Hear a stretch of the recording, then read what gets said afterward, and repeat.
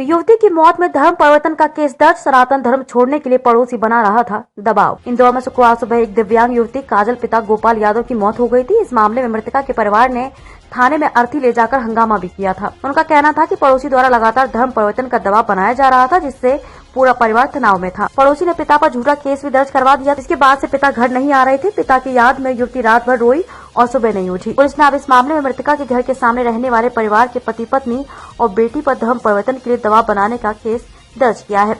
आरोपी परिवार 7 साल पहले तक अहिरवार सरनेम लगाता था। उसके बाद उन्होंने ईसाई धर्म अपना लिया और पड़ोसी पर भी लगातार धर्म परिवर्तन के लिए दबाव बनाने लगे।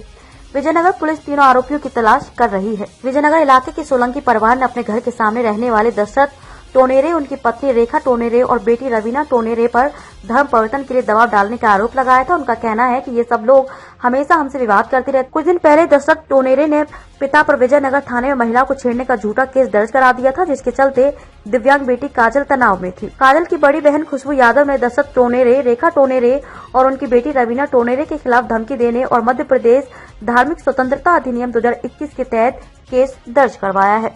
खुशबू ने बताया कि दशरथ ने 1 महीने पहले पिता और उनके यहाँ रह रहे किराएदार पर केस दर्ज करवाया था। गिरफ्तारी के डर से पिता घर पर नहीं रह रहे थे। इस वजह से गुरुवार को काजल पिता गोपाल को याद करते हुए बहुत रोई और सुबह उठी ही नहीं। इसके बाद में परिवार के लोग सुबह उसका शव लेकर विजयनगर थाने पहुंच गए थे।